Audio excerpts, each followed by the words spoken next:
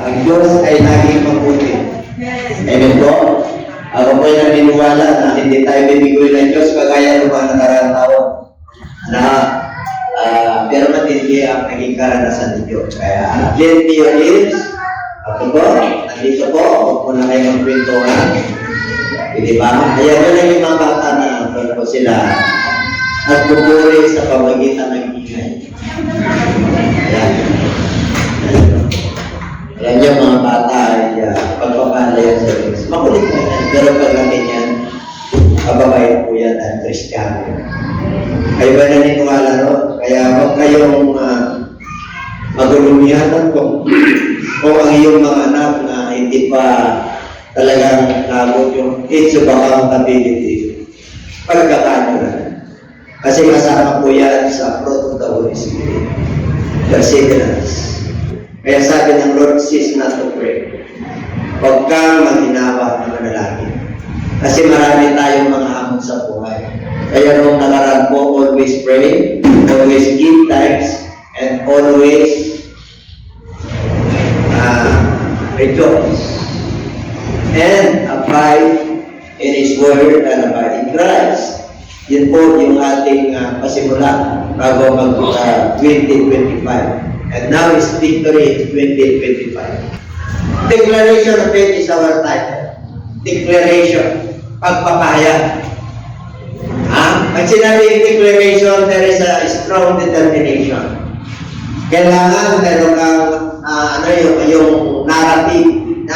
Pag sinabing faith, declaration of faith, nag-stand yung faith mo, talaga nagmamahalin.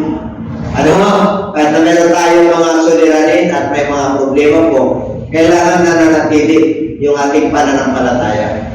Kasi yung pananampalataya natin ay nanggagaling sa Diyos. Hindi po yung pananalig natin at paniniwala natin ay nanggagaling sa religion, kultura, at tradisyon. Tatandaan niyo po yan. Ang ating pananalig ay nanggaling sa salita ng Diyos. Romans chapter 10 verse 17 po, hindi ako nagkakamali. By hearing and hearing of the word of God, your faith shall be established. Kaya na-establish po, tumatatag ang ating pananampalataya because of His word. Kaya yun ang papag-aralan natin. Amen po? Kaya sa mga ito, bakit kailan magpasya tayo? Bakit kailan mag-declare tayo? Kasi i-declare natin ngayon. Kung baga sana unang bugso ng sapat din ng ating Panginoon sa atin, talagang declare mo, ano bang gusto mo?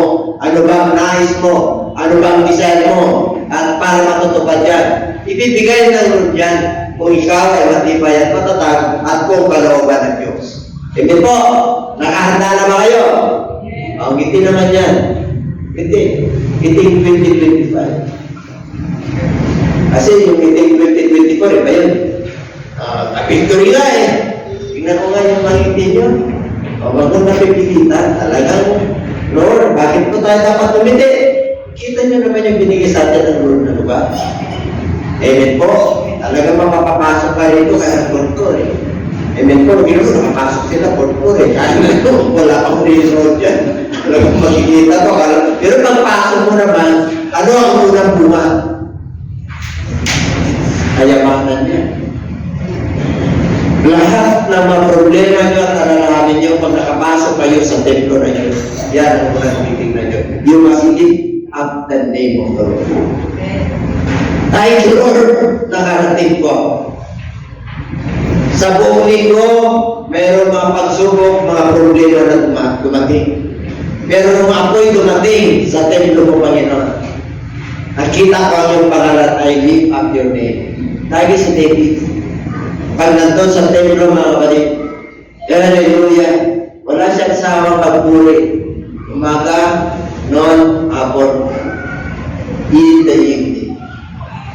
He praise the Lord, he sing a song. Talagang will-worship niya, he declares the goodness of God. Pero po, pag nakarating na po tayo rito, this is the sanctuary. Mapipil mo yung kapanalan ng Diyos. Mapipil mo yung pag-asa. Mapipil mo yung pagmamahal ng Diyos.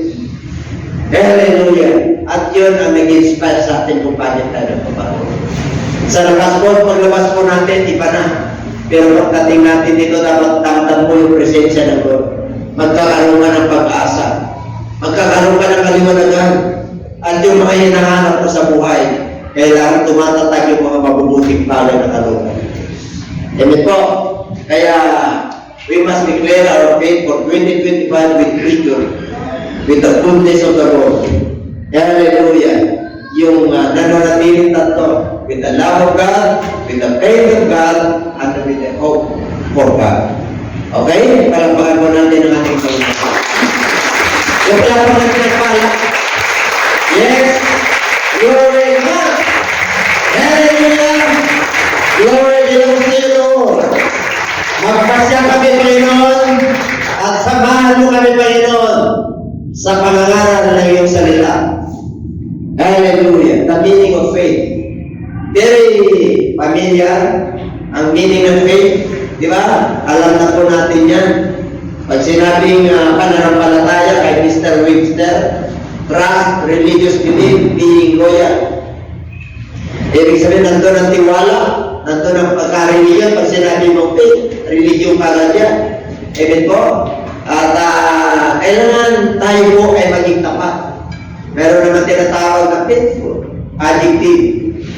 Pag sinabing faithful, adjective po yan.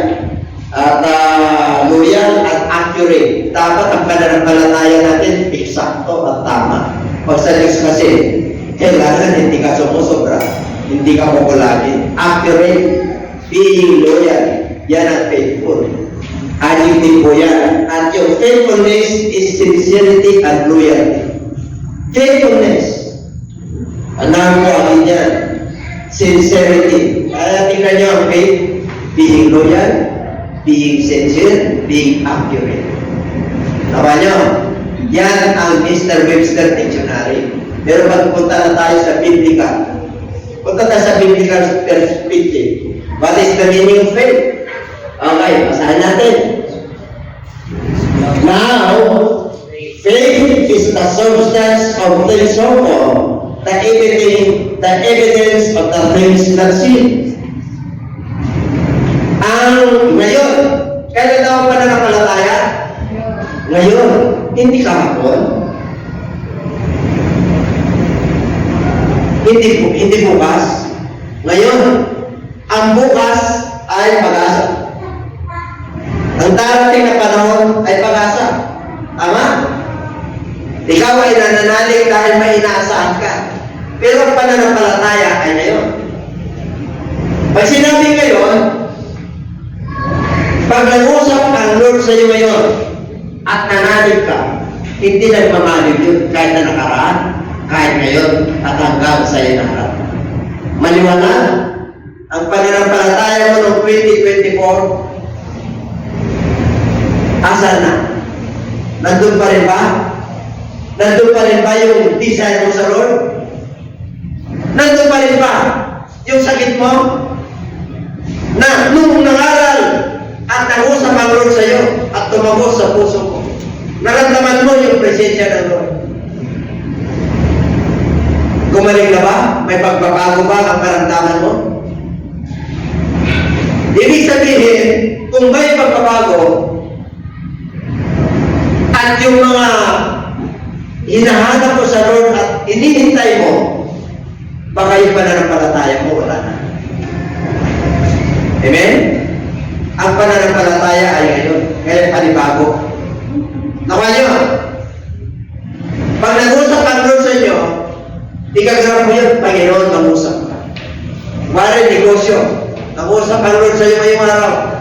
O pagbabago, o mayroon kang isusuko sa ating Panginoon. Nantig ang iyong puso, ngayon yun. Itong January 5, 2025, ilalagay mo sa ano mo, memo mo at sa memory mo. Nangusap ka Lord, hindi na magbabago yun. Amen? Kahit na nagdaan, kahit na lumipas ang panahon, kahit na ilang taon, hindi magbabago yun. I will give you an example.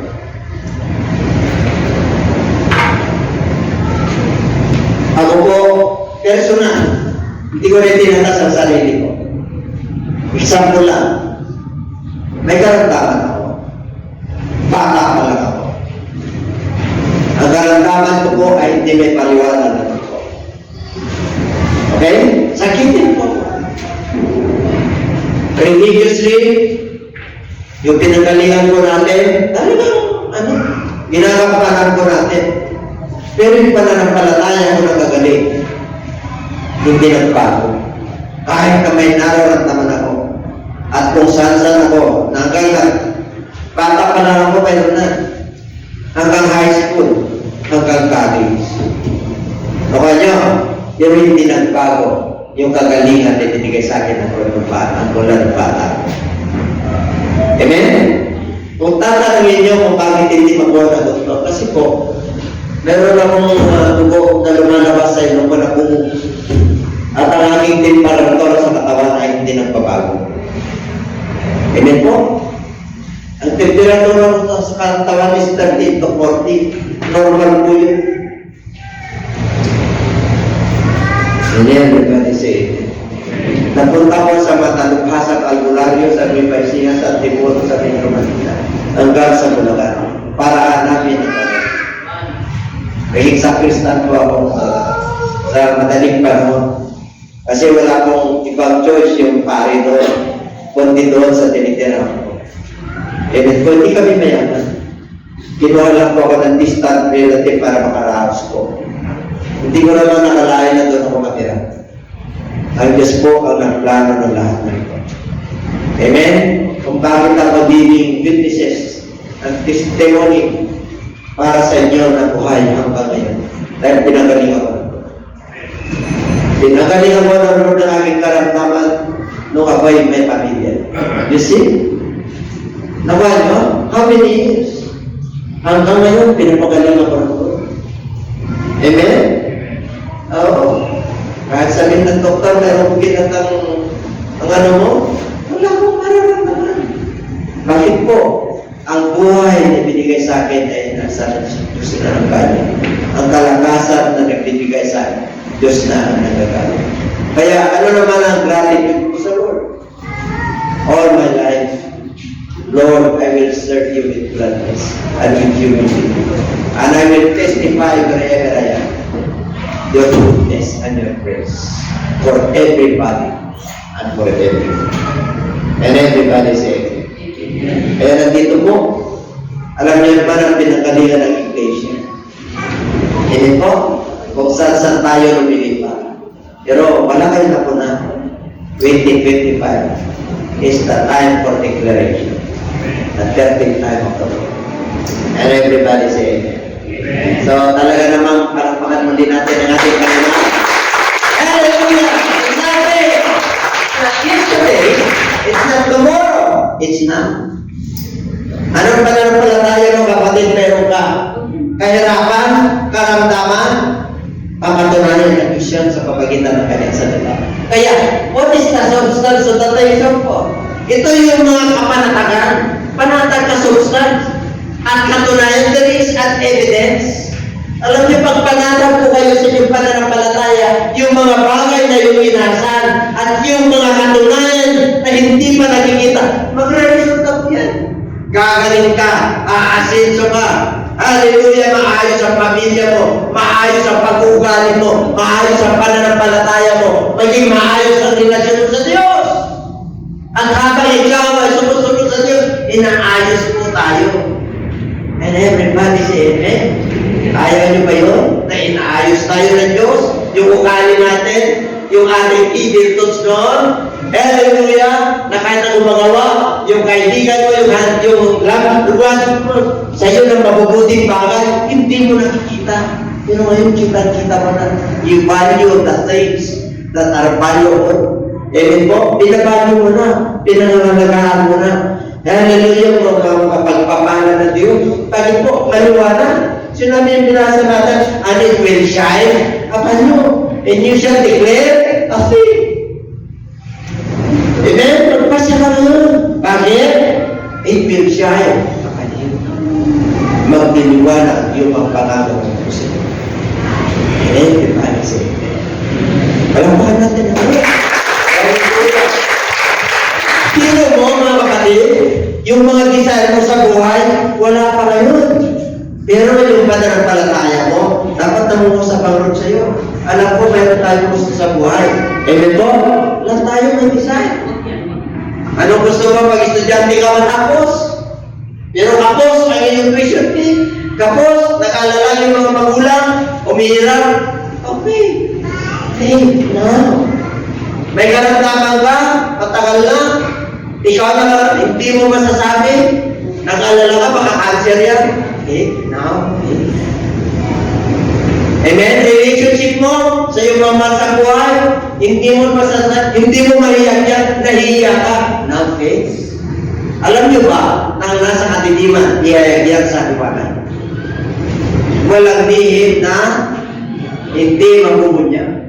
Kaya pag ikaw ay mananampalataya, ihayag mo yan sa Lord. Confess mo yan sa Lord. Amen po, sasamahan ka ng Lord na hindi ka mapapahiya. And everybody say, hindi kayo mapahiya. Lord, sinabi ng Lord, ang lahat ng mga lumalapit sa akin ay hindi mabibigo. Sabi mo sa katabi, hindi ka mabibigo, kapatid. Amen? Pairanin mo lang yung pananampalataya mo ngayon. Iba na ngayon, ang 2025. Kailangan, nung mga nakaraan ng ating pananampalataya, hallelujah, kagaya nito, binigyan tayo ng mga tanungan. Ang sarap. Ang sarap pumunta magpuri. Ang sarap paglikod. Ang sarap kumakit sa midweek Bible study. Ang sarap kumakit sa Saturday. Hallelujah! Ang sarap magpuri sa Lord sa linggo. Amen! Dumatang yung activities ng Church of God. Dapat nandito kayo. Bakit gumagamit po? Kasama natin ang Diyos. Tingnan natin ang mga halimbawa po natin. Okay, verse 2. Ano bang meaning ng faith? Itikan. Hindi. Sa 6. Okay. But without faith, it is impossible to please God. For he who comes to God must believe that He is, and that He is a rewarder of those who diligently seek Him. Pag ikaw ay mananampalataya, kahit na wala kang katugunan, kahit na hindi ka pa gumagaling, kahit na hindi ka pa umasinso, hindi ka pa gumagraduate, isang araw, ang sabi niyan, may katunayan, may evidence Amen? Kasi panarang yung pananampalataya sa Lord, yung pananampalataya. Hindi yung sarili mo, hindi yung kultura, hindi yung nakakislan mo. Sa Word of God ka, yung pananampalataya mo, nakaangkla, it was anchored on His Word. Ayaw tatag yan. Hallelujah. Kaya sabi niya, kailangan maniwala ka ng Diyos ay nandyan sa iyo at siya ang magre-reward. Siya magbibigay ng gantimpala sa iyo. Yung mga diligent, yung talagang naghanap, Panginoon, wala pa. Persistent ka, consistent ka, spontaneous, continuous ang iyong pananampalataya. Hindi nagbabago. Mayroon o wala. Mahina, malakas ka, meron kang kabuhayan o wala. Ang pananampalataya mo na nakuha ay hindi nagbabago. Our God is the same God. Yesterday, today, and forever. Kaya pananampalataya mo will remain. Isa sa mga sangkap ng pananampalataya na mananatili, that is our capital. 1 Corinthians 13 verse 13, tatlo ang mananatili sa iyo pag ikaw ay mananampalataya. Tatlo. Puhunan mo sa Diyos yan na ikaw ay anak ng Diyos. Ano yun? Pananampalataya. Ang pananampalataya ngayon. Pangalawa, ano? Pag-asa. Ang pag-asa ay tomorrow o sa darating. Ano pag-asa natin? The appearing of the Lord Jesus Christ. And everybody say amen. Dapat yan ang nananatili. At yun, faith, hope is for tomorrow, now faith. What is love? Ang love ay nakaraan, ngayon at magpakailan. Love is eternal. The greatest of all is grabe ang love. Amen po? Yan ang sangkap na pag pinagsama-sama mo yan. Yan ang kapitan mo sa Lord. Aasinso ka, gagaling ka, maayos ang relationship, may kapayapaan ka, may kagalakan. And everybody say, you know, Sabi mo sa katabi, activity mo pala. Tapos, pagdating natin dito, lupot-lupot natin. Okay, victory for 2025. I must declare a decree. Kumbaga sa ano, ikaw yung anak ng Diyos eh. Nag-declare na Diyos ang blessing. Tanggapin mo yun. You are the ears of God. Nagapagmana na ng Diyos. Pero mga kapatid, who are we that God is mindful of us? Sino tayo para alalahanin ng Diyos? First, we are Gentiles. We are not the Jews. We are sanctified through faith in the Lord Jesus Christ. Pinapalan tayo ni Kristo dahil sa ating pananampalataya. And then, we're not the same. Ganun ka katindi sa harapan ng Diyos, kapatid. Ha? Kaya, pagka mag-alala bukas, kanyang bukas. Hallelujah. Bakit ka naman mag-alala? Diyos ang kasama mo.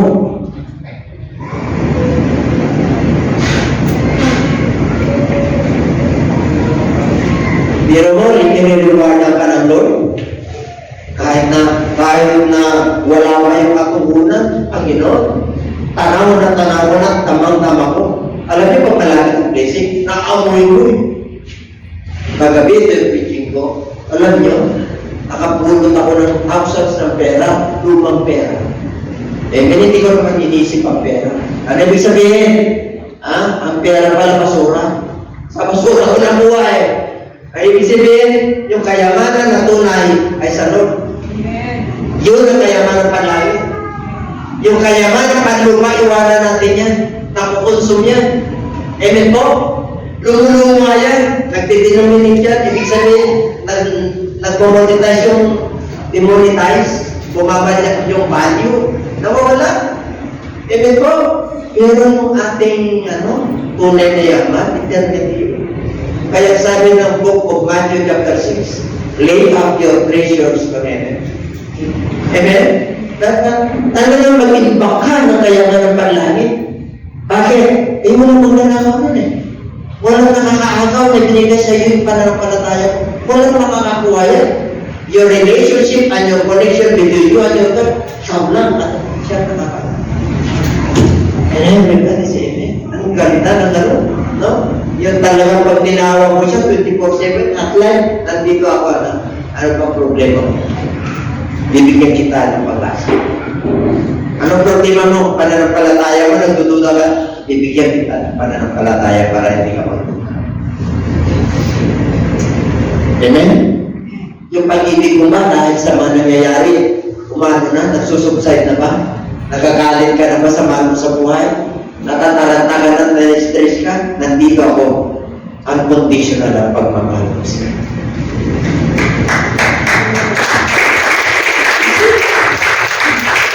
Kaya kung nagbago mag-galis-tip ka, ang pangako niya hindi nagmamahal. It's not a man that he should lie. It's God. The promise of God is promise. Totoo pa rin yan. Kahit nilang panahon yan. Sinabi po, papag-aralan natin, diretso po tayo. Example of ways. Verse 2. My testimony and good report yung mga ninuno natin. There is a good testimony that is faith na mga nangyari. Ang meaning ng faith, binigay sa atin. May mga nagpatotoo tungkol sa pananampalataya. Mga tao po na binigyan ng Lord ng pananampalataya na hindi nila nakita kung sino ang nag-grade ng mundo. Pero nanalig sila sa salita ng Diyos. Tingnan mo sa verse 3. By faith, we understand that the words were framed by the word of God. Itinisinyo ng Diyos ang mundo ito. Nilagay ng Lord sa bawat tao na may Diyos. He created the universe that there is God. Pero yung ibang tao, they don't believe because they were atheists. Pero sa atin, ito. Kaya sabihin mo sa katabi, magmahal. Yung pananampalataya na nasa iyo ay sa Diyos ka. Hindi sa tao, hindi sa tradisyon, hindi sa kulto. Sa pamagitan ng kanyang salita. At inuhubog tayo at binibigyan ko tayo ng pagpapasya para magiging matibay po tayo. Amen po? Hey. Kaya, mayroong testimony, by faith we understand. Kaya natatalastas natin, nasa pamagitan ng pananampalataya, na buo ang mundo, the Word, the creation of this world, this universe, trained by God, nandyan nilagay sa puso natin. Amen po, samantala yung iba, hindi naniniwala. Kaya sabi ko sa katibi, mapalag ka. Ang Diyos ang naglagay niya. Okay, yun ang example sa creation. At sa ngayon mga nag-testify na nakuna sa atin na may nuno natin. Hallelujah. Ano pa? Verse 4. And these are the heroes of faith. May hero eh. Who are the heroes of faith now for our generation? May hero ba? Ibig sabihin, may patuto ka ba? Mula nung ikaw ay naging mananampalataya, anong ginawa ng Diyos sa'yo na hindi mo makakalimutan? Dapat meron tayo. Dapat yun ang nasa puso natin at yun ang lesson natin.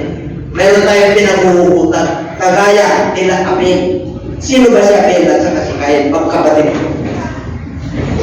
Pareho sila nag-alay ng kanilang the best. Bakit si Abel ang kanyang tinanggap? Tinabi niya, mga kapatid. Because Abel offered to God a more excellent sacrifice. More excellent sacrifice. Yung kanyang puso, mabuti. Yun ang tinanggap ng Lord. Hindi siya nag-alay na napilitan lang na may sama ng loob. Si Cain, nag-alay ng may sama ng loob. Kaya pag nag-alay ka sa Lord at nanalig ka, yung tunay na Diyos, dumating ang mga pagsubok sa iyong buhay, katiliman, bagyo, problema, sakit, karamdaman, kahirapan, magmamahal, mag-aalay ka pa rin sa Lord nang may mabuting loob pa. Huwag kang magtapo sa Diyos. Don't question God. Just understand. And then, I tell you, mayaman ka kapatid. Hindi ka man mayaman sa mga financial, sa mga bagay sa mundo. But you are rich in faith. Mayaman ka sa pananampalataya. Mayaman ka sa pag-asa. Mayaman ka sa sabihin mo siya katabi mayaman ka. Magtyaga ka lang. Huwag kang manatili sa pagkalipin. Binibihag ka at pinupoison ka ng away o sa mundo. Pero kung dito ka mananatili sa salita ng Diyos, you will never be the same. God will heal you. God will comfort you. God will give you a hope. Hallelujah. Hindi magbabago ang iyong pananampalataya. Yung structure ng katawan mo, gagaling. Yung pag-iisip mo, ayusin ang Diyos. Mula sa katiliman, tungo sa kaliwanag. Dati hindi mo naunawaan, pero naunawaan dahil nasa liwanag. Matalino ka kapatid. Hindi ka man matalino sa sikulan.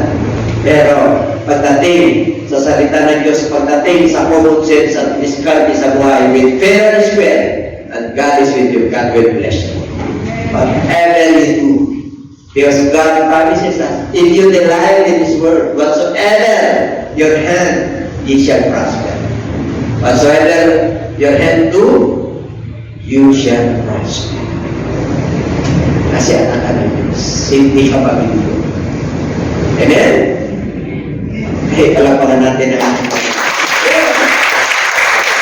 anong testimony ng Diyos? That is a testimony of God, the witness that He was righteous. God testify yung miskin. Ano? Nagpatuto ang Diyos ang kaloob ni Abel. Tinanggap niya. Hanggang ngayon, buhay pa yung patutuo ni Abel. Ilang thousands of years generation niya, nandiyan pa rin yung patutuo ni Abel. Tinanggap ng Lord yung kanya more excellent sacrifice. That is the gift of God. Kaya naging righteous sa Abel sa harapan ng Lord because of his faith. And everybody say amen.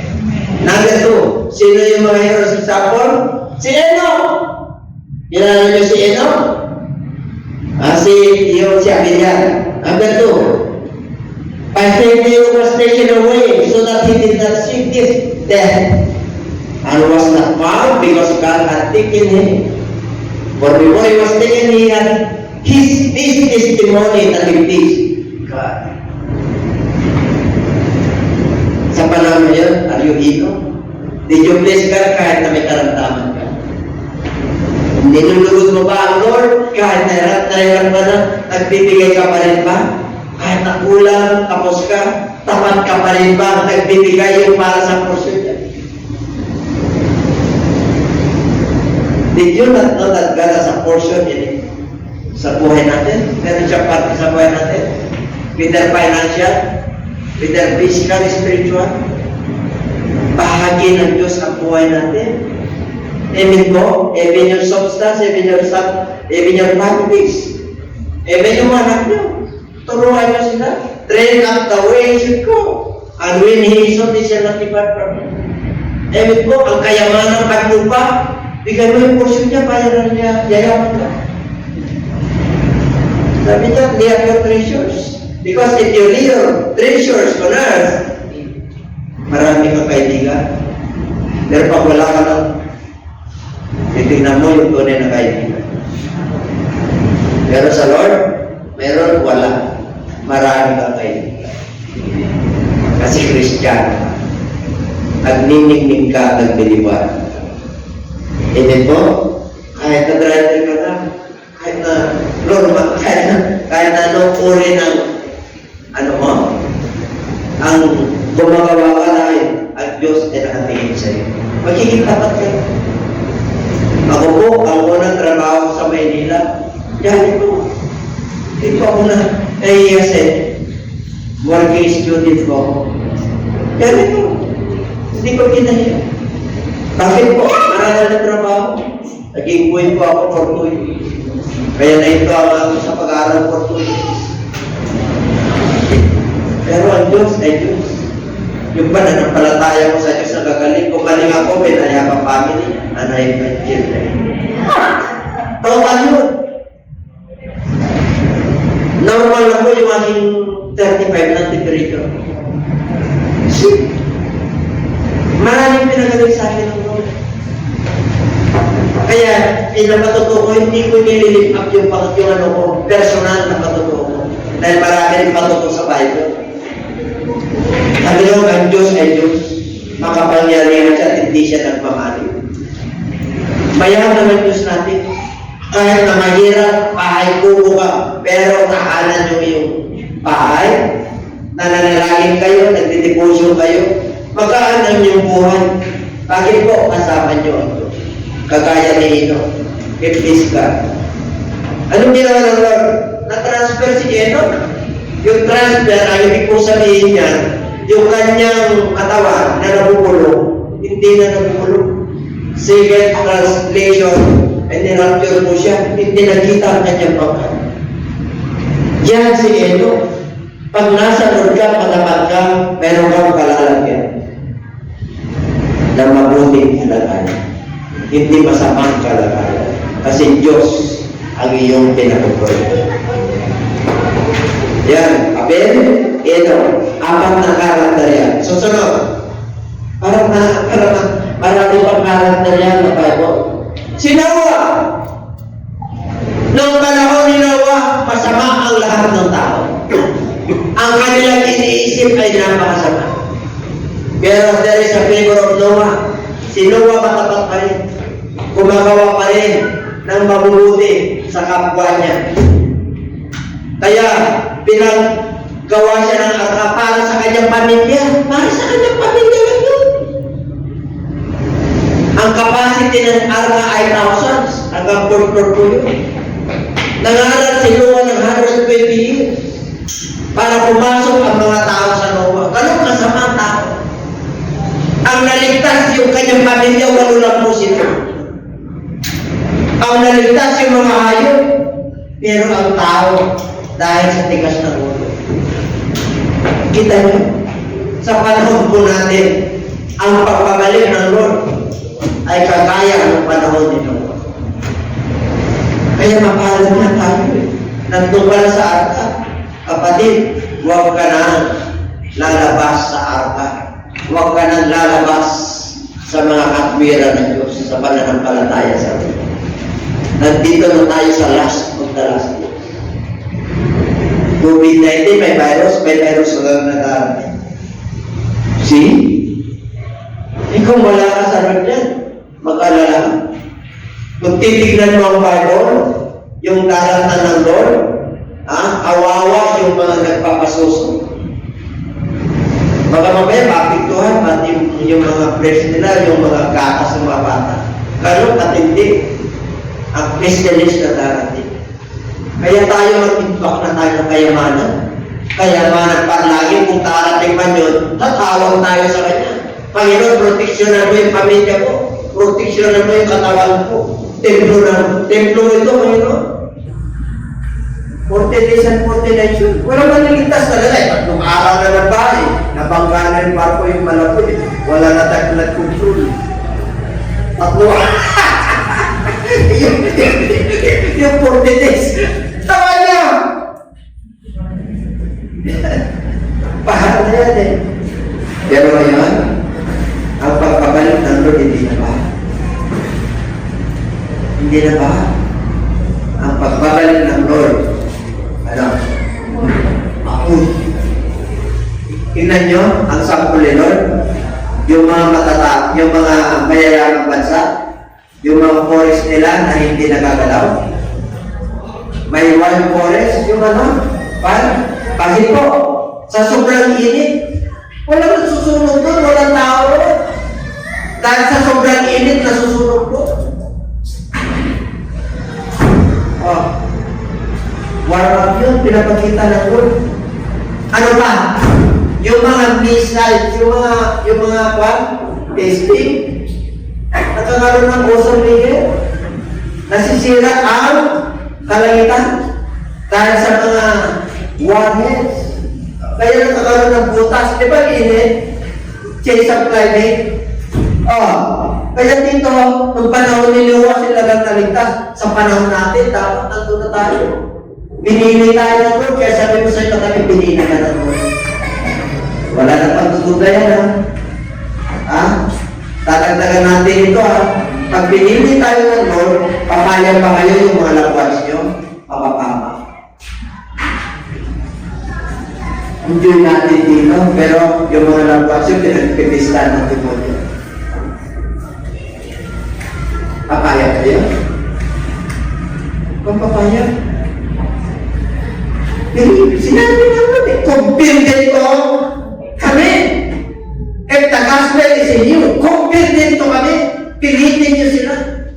In the streets, in the cities, in the villages, compare dito kami.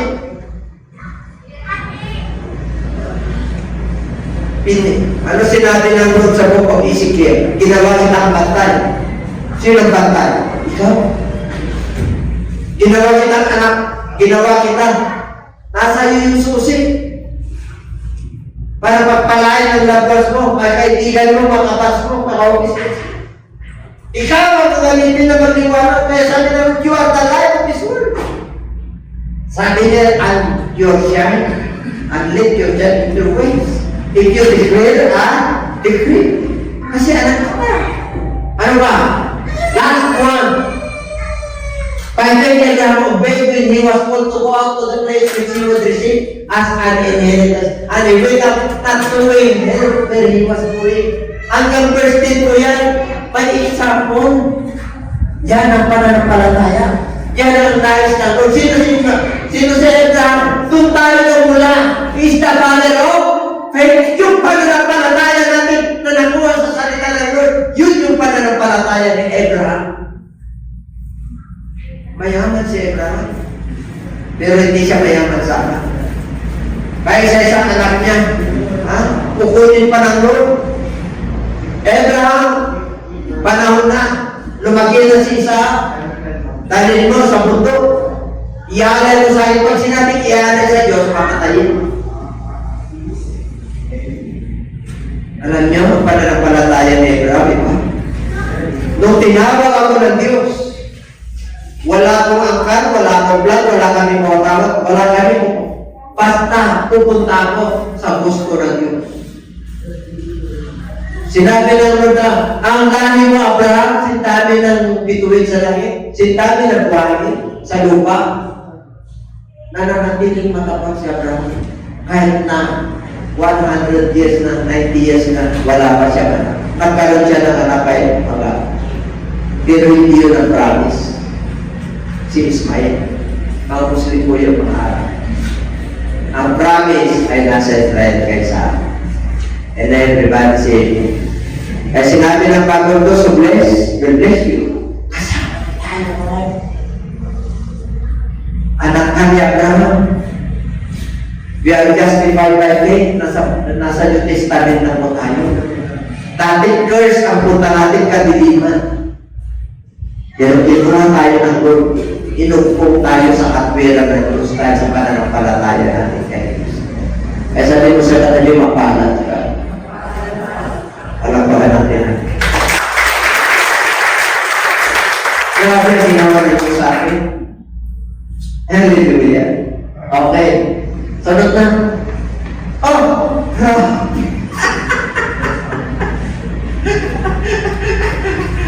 Nagpapadali yung iba, para nagpalataya ang ating topic. Ilang taon na inalipin ng mga anak ng Diyos bago nila nakanta ng promised land. Sa Egypt, 400 years. Sino ang dumating sa Egypt? 70. Ang kanila ni Jacob, nandun si Joseph, siya yung gobernador. Doon nagkaroon ng pagkakataon ng mga Israel ay dumami. Tatalakayan natin yan, pero papahapyaw ako para matalino tayo na kasama. Amen? 1948, ang Israel ay walang lingwahe. Noong before 1948, walang flag, wala silang dialect. Yung dialect nila, wala. Yun lang. Isa lang. Wala silang bansa. Walang nagre-recognize sa kanila. Pero dumating ng Hitler, 1945. Lahat ng mga bansa na umapi at pumatay sa mga Hudyo, humingi ng patawad. Tignan ba? Humingi ng patawad. War is over. Nag-declare ng United Nations. Siyempre, tapos ng gera eh. Lahat mahihirap. Nawasak, World War yun eh. Kailan nagkaroon ng state ang Israel at nagkaroon ng plan? 1948. United Nations declared. Sino ang ating presidente noon? Si Rojas. Sino ang Secretary General ng United Nations? Bakit na-declare ang Israel na pinagpala Pilipino? Si Carlos P. Romo, taga-Pamilya po yan. Siya po. Kasi nagkaroon ng totohan na hindi yung mga bawat state. Siyempre, nagkaroon na ng United Nations peace. Siyempre, wars eh. Nag-devastated ang war at kaya ng tao. So, ano ulit? Kaya nagkaroon po sila ng United Nations.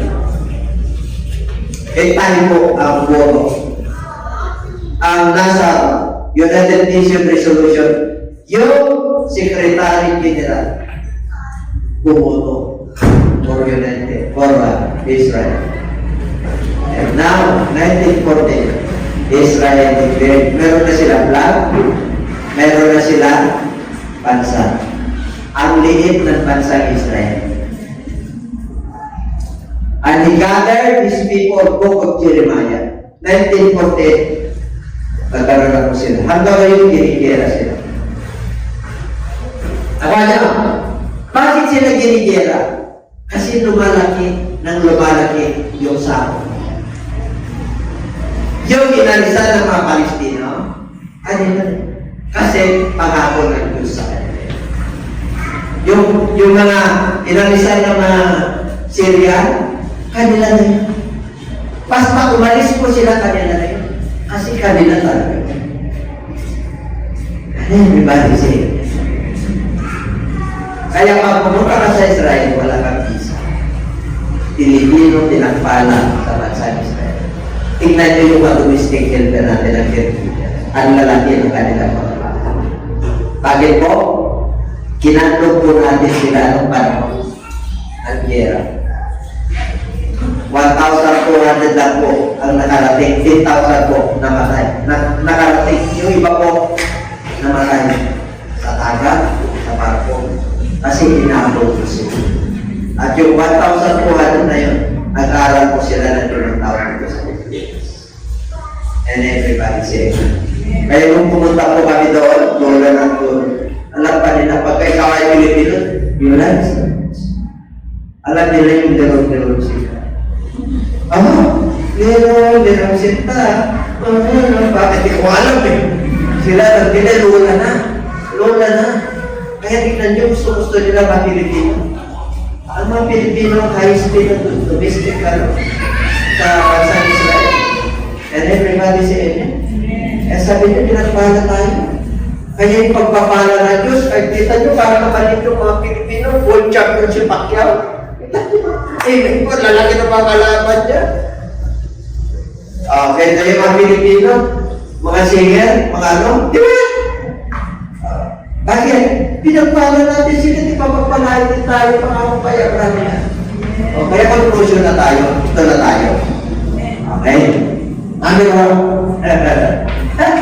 Number 1. Now, ano gawin ko para makapagpasya ko? First, you must acquaint yourself with Him. Ano yung acquaint?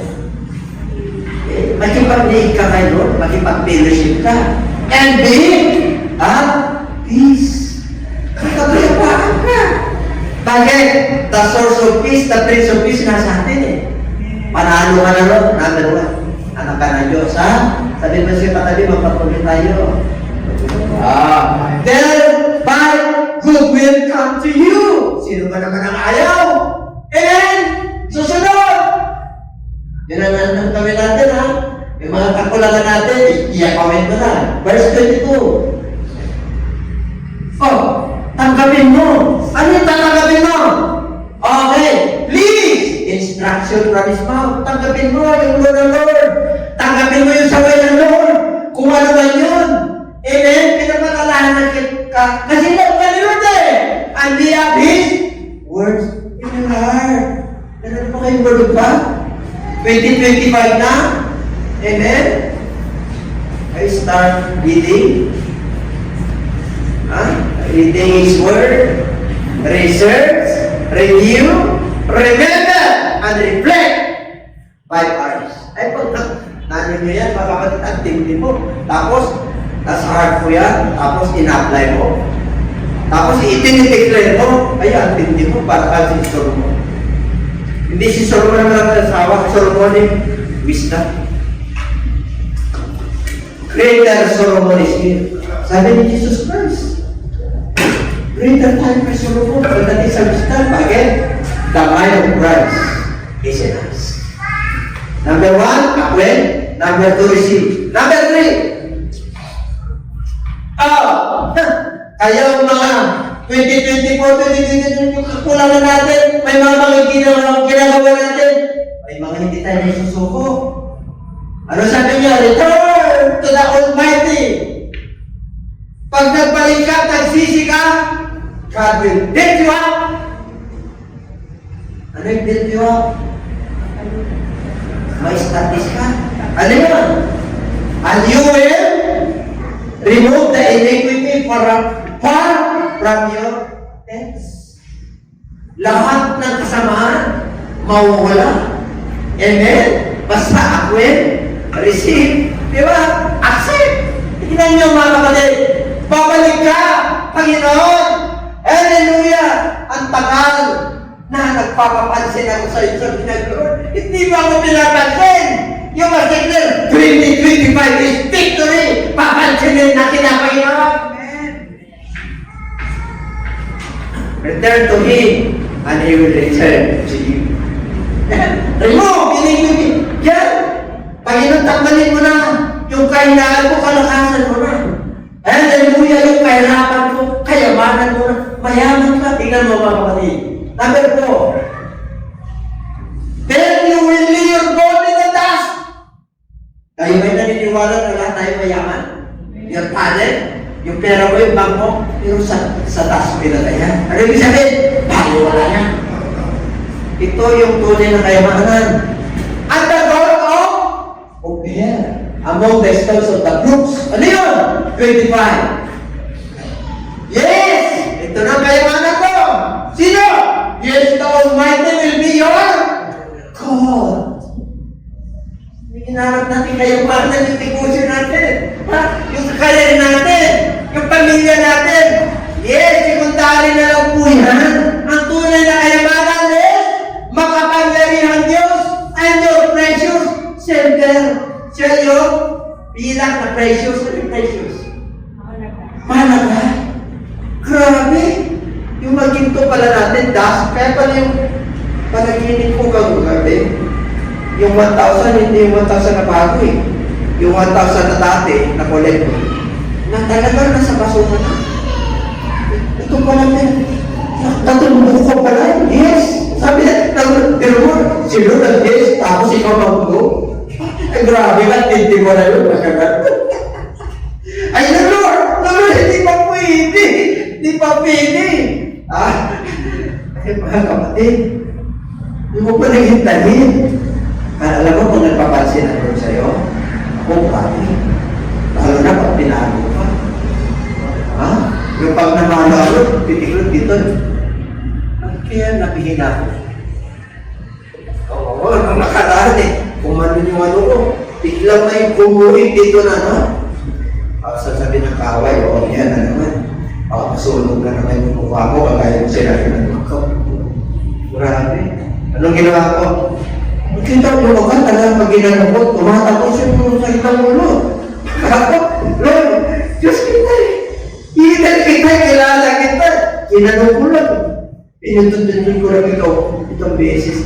Padre na name. Ginanong ko lang eh. Nawala eh. Anong kapangyarihan? I-demonstrate niya sa'yo na ikaw na. Ayaw kayo mag-alala kagad. Pag may bukol sa kilikili nyo, lumipat sa video, huwag kami mag-alala at lumipat dito sa ano. Huwag tayo mag-alala. E nito, nagpapapansin ng Lord. Nasa susunod yan, apakan mo lang, nasa talampakan na, pagpuri ka na. Bakit? Inaapakan mo doon sa gini. Sabi mo sa'yo, tabi sa rundan. Kasi pag iasa mo doon, nalagyan, magpaka na sa doktor. I-string mo na yan. Sabi na doktor, hindi kaligtan. Alam niyo naman natin, kontrolado. Ibig mo, pero pag magkasaway ka, sabi na doktor ko, medyo, magbalong-balong ka. Then, pero pag nasa Lord ka, kontrolado. Amen? Ay, iba sa Lord eh. Mayaman ka talaga eh. Mayaman ka sa pag-asa. Oo. Mayaman ka sa... Grabe talaga. Sabi mo sa natalo mo, ang yaman mo.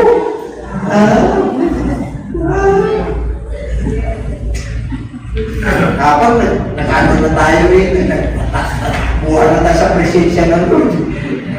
I love you, Lord. Dapat tumatapos yun eh. Minsan dati ito lang yung pag-dati.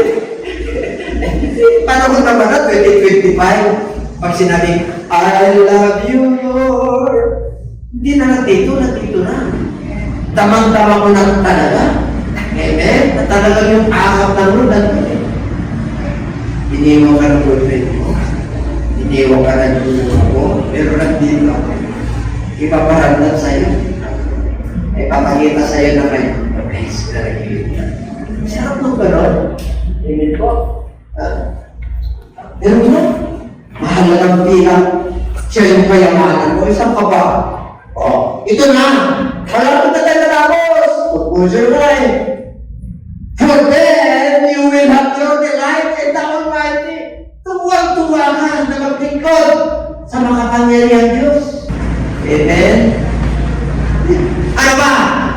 malapit na talaga. Kita mo, you will make your prayer to Him. He will hear you, and you will pay your vow. Kayo ba'y nagbabayad at tumutupad sa mga palako niyo sa Diyos? Ha? Tumupad ba kayo? Nung pinagaling kayo, Lord, maglingkod na ako! Di ba? Nung dapat ka sa pray ng ano mo, na talagang, Panginoon, tulungan mo lang ako. Talagang magkapira lang ako. Paglilingkod ako sa iyo. Naglilingkod naman. Amen? Kasabi, you will also declare a thing, and it will be established for you. So life will shine. Anong gusto mong i-declare sa Lord? Anong gusto mong ipahayag sa Lord? Anong gusto mong i-proclaim sa Lord 2025? January 1, 2025, Lord! Now, faith, ito ngayon ang pananampalataya. Declare! Woo! I can feel the blessing of the Lord. Mayroon pang bilhin na tatiyan. Talaga, Diyos talaga. Punong-puno ng pangako. Ano yun? Tingnan niyo mga kapatid.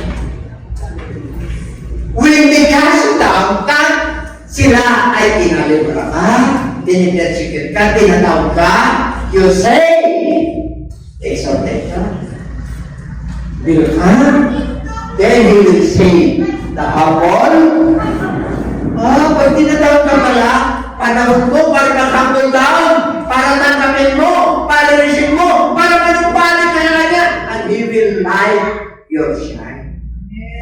There is a shine on your way. Kaya dito, ililigtas niya ang hampo. Amen? May puntan dito. Talaga napakabuti nga, no? Pag-promotion na. Dami pa eh. Dami pangalan ng Diyos eh. Diyan kayo tumingin. Pero pag nangaral ako dito, okay lang dito.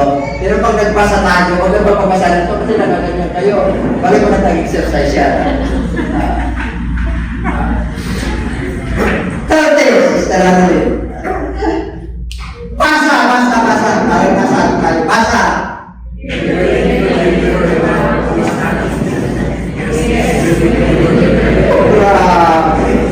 Grabe. Hindi tayo ba natin? Palalayain ka. Hindi ka na inusyente. Kilala mo kung anong kayamanan. Yung tunay na yaman. Yes! Palalayain ka kasi ang iyong kamay ay solido, puro ang iyong heart. Your heart, tinatanggap mo kung ano ka, kumabalik ka with humility. You declare what is yours on 2025. Palapakan natin na. You must declare a thing, and it shall be established to you. Yan, sarap kaya. Sarap kaya. Brother, alam mo, titignan na natin. Tapos na Grabe. If you declare a thing, it will be established. Ang kailangan mo, jowa, asawa, negosyo. Kailangan ayos ang relationship yun, nakasama. Kayong mag-asawa, mainit kayo sa isa't isa. Pagsabi pa na. Hindi kayo nakakasawaan? Yung talagang, kahit na lalaki yung pinipin ng asawa mo, kahit pareho, talagang kayo pareho, kahit na lolo at lola na kayo, lalaki nyo. Diba? Tapos naghamangat pa kayo ng kamay, kahit anong hirap ng buhay. Mararamdaman mo yung blessing ng tubig. Amen po? Hindi mo kinakahiya. Bakit? Di alam nyo, namamagitan ang Diyos sa inyong buhay. Namamagitan ang Diyos sa inyong relasyon. Amen? Napipili ko ba na pinagpala? Parang tiniginaw kayo. Tapos, ako talagang mainit eh. Talagang papagpala ka ng Diyos. Kasi given siya sa harapan ng Lord. Kayamanan niya. Kayamanan ng Lord. Ang gusto naman yung kayamanan na panlangit, surveillance na. Pinili kita para mamunga. Go ye into the world and preach the gospel and threaten and teach them the gospel. Kaya mabatag ka sa inyong suki.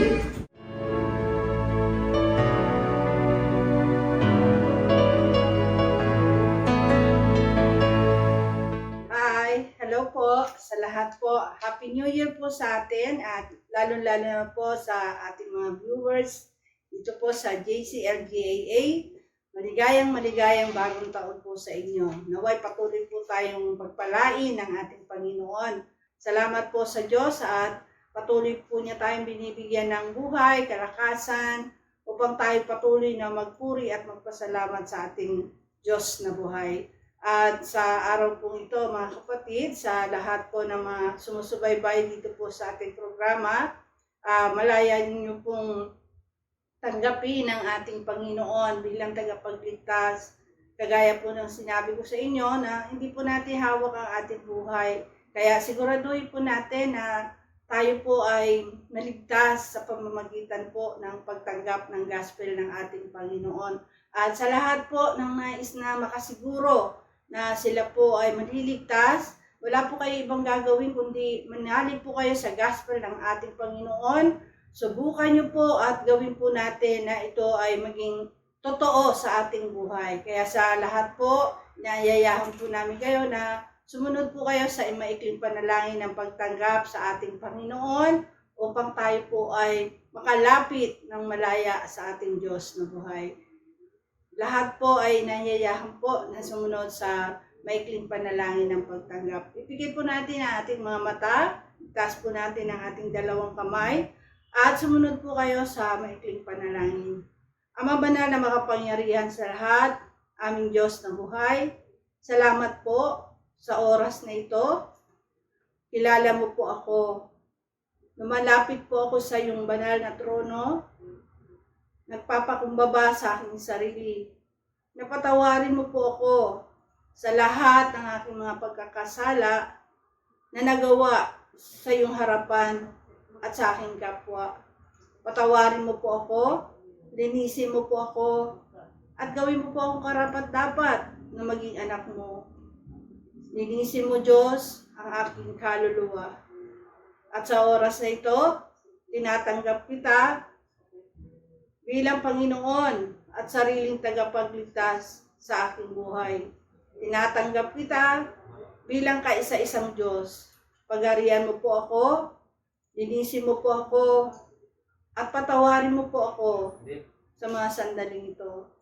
Maraming salamat po sa kapatawaran at kaligtasan na aking natamo. Ito po ang aking samot dalangin sa iyong dakilang pangalan. Sa pangalan mo po, Panginoong Yesus. Amen.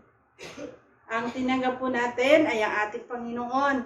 At huwag po kayo mag-atubili na tayo po sumunod sa pangalawang sabi ng Panginoon na ang sinumang mabautismohan sa kanyang pangalan ay maliligtas. At tatanggapin po natin ang kaloob ng Holy Spirit. Huwag po kayo mag-alinlangan, mga kapatid, pag sinabi po ng Lord na ito ang paraan ng kaligtasan, gawin po natin at maniwala po tayo sa gospel ng ating Panginoon. At maraming salamat din po sa pagkakataong ito na i-announce po namin, mga kapatid, yung ating bagong time slot po sa ating YouTube. Year 2022 po, tayo po kakaroon ng umagang pagdiriwang o Sunday service po. Every Sunday po, tuwing umaga na po, 9 to 10 ng umaga po ang ating bagong slot. At inayayahan po namin kayo na manood po sa ating bagong slot. Inuulit ko po, 9 to 10 po ng umaga ang ating bagong time slot po sa YouTube. Manood po kayo sa ating programa dito po sa JCLGAA at tayo po ay patuloy na mapagpala ng ating Panginoon.